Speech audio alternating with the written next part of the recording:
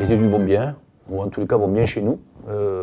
C'est un marché qui est extrêmement perturbé parce qu'il a vécu de nombreuses modifications, de nombreuses révolutions, qu'elles soient numériques, qu'elles soient chez nos clients.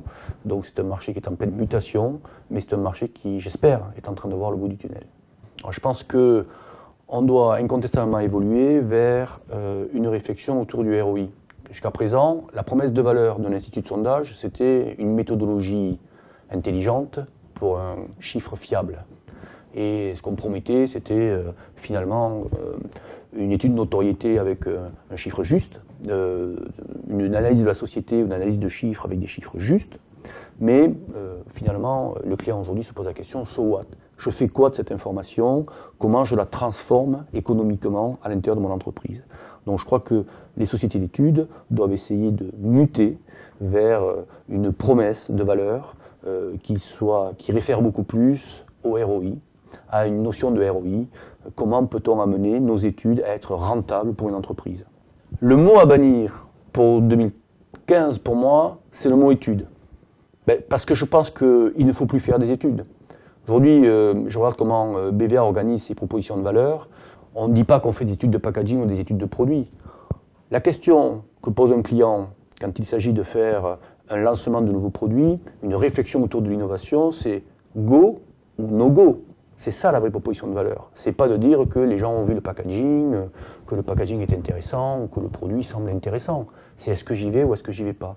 Donc la proposition de valeur n'est plus une proposition de valeur simplement d'étude et d'analyse. La proposition de valeur est une proposition qui doit impliquer l'Institut vers vers une direction de conseil pour plus d'opérationnalité de ce que nous fournissons. C'est pareil dans la customer experience ou dans le monde de la banque ou des télécoms, d'une manière générale du service. La proposition de valeur, c'est comment je pilote la customer experience, comment je rends fidèles mes clients, comment j'active mon fichier client, comment je fais de la vente additionnelle sur mon fichier client. C'est ça notre proposition de valeur. Donc est-ce que je suis capable de bâtir non pas simplement des études de satisfaction, mais des études qui permettent de réellement développer du conseil et d'activer ce potentiel client qui est une formidable ressource pour nos clients. C'est vrai aussi dans une dimension de la dimension publique. L'objectif, c'est pas simplement de dire que telle campagne de publicité a été vue, ou comment fonctionne la société, ou quelle est l'incidence des campagnes de publicité sur les fumeurs. L'objectif aussi, c'est d'aider les politiques publiques à être plus efficaces.